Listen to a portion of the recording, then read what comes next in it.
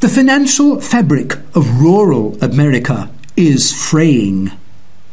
Even as lending revives around cities, it's drying up in small communities.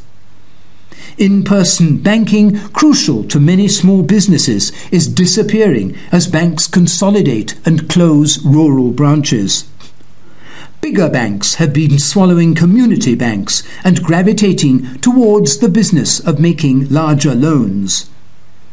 Distant banks with too few ties to local communities often rely heavily on algorithms to gauge creditworthiness, and they are also less likely to have the personal relationships that have helped local bankers judge which borrowers were a good bet.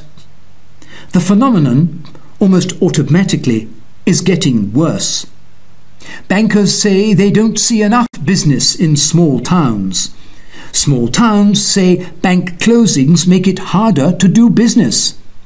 The value of small loans to businesses in rural US communities peaked in 2004 and is less than half what it was then in the same communities when it adjusted for inflation, according to a Wall Street Journal analysis of Community Reinvestment Act data.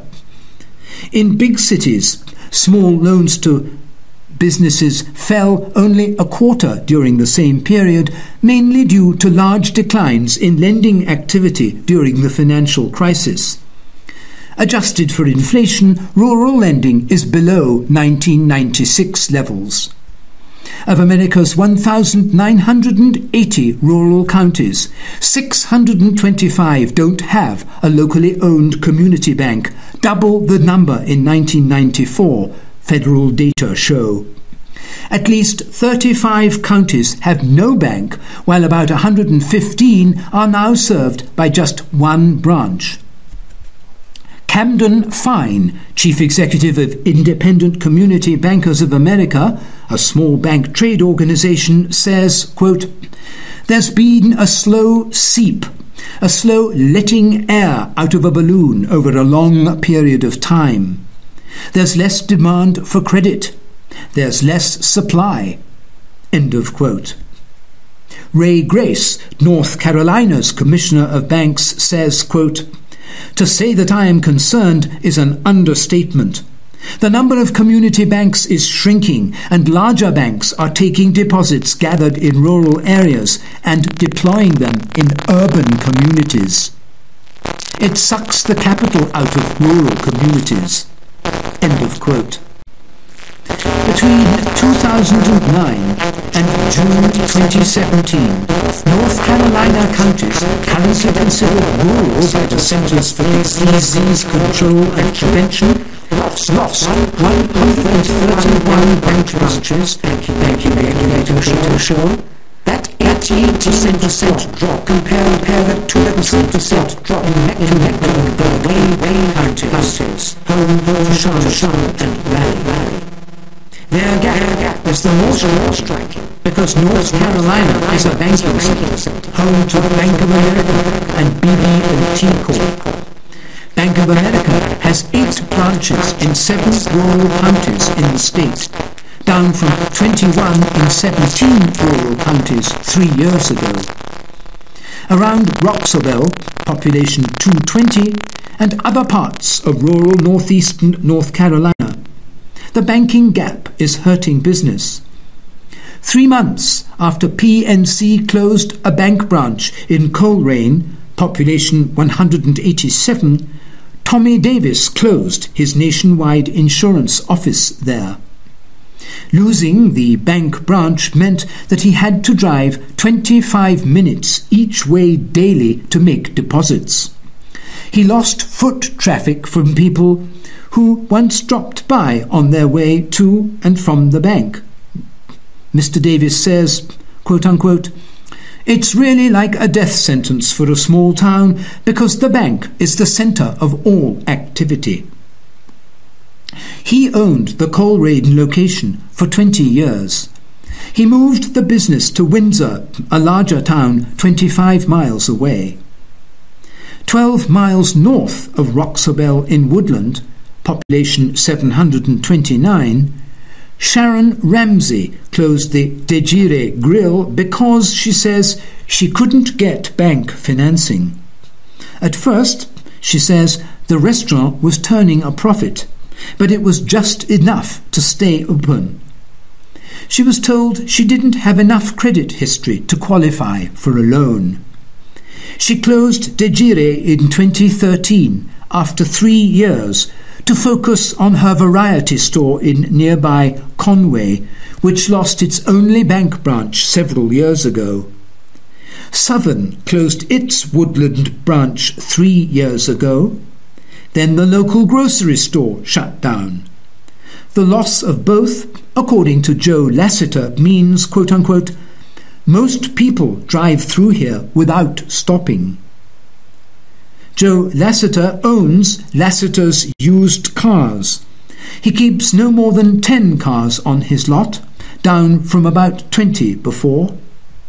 Barbara Outland, owner of Grapevine Cafe down the street, drives 11 miles to Murfreesboro, North Carolina, to get change and make deposits.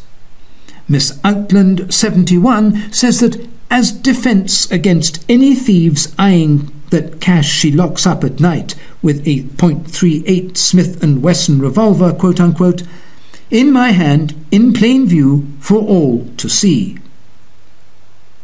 Woodland Mayor Kenneth Manuel says Southern rejected the town's request for an ATM, saying it needed 4,000 transactions a month to justify one.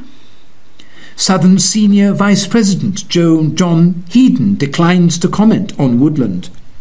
The bank, with $2.6 billion in assets, was started by local investors in 1901 as Bank of Mount Olive.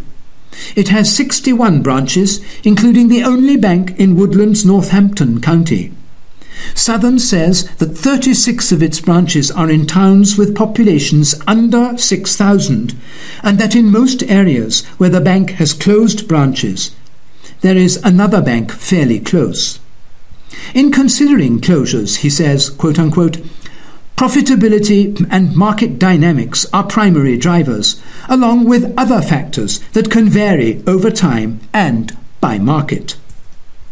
Rural communities in parts of the US have become less attractive to local banks because they're suffering from a variety of economic ills that have taken a toll on business activity and new business formation. Weak school systems have made many rural communities less attractive to employers, says Peter Skillan, Executive Director of Reinvestment Partners, a non-profit based in Durham, North Carolina, that works with rural communities. Dollar stores and big box retailers drained customers from some local shops. The financial crisis left some residents with battered credit and collateral. Populations dropped as youth moved out. These communities have been hurt by declines in the textile and furniture industries, consolidation in agriculture, and decreased government support for tobacco.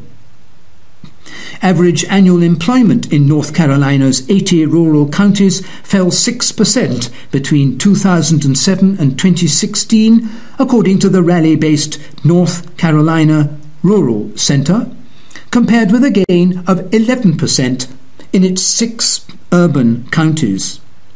Another headache for bankers in rural counties, says Jerry Rexroad, CEO of Carolina Financial Corp., is that, quote-unquote, it's very hard to find highly competent commercial loan officers who want to live in these small towns and can produce an adequate amount of production.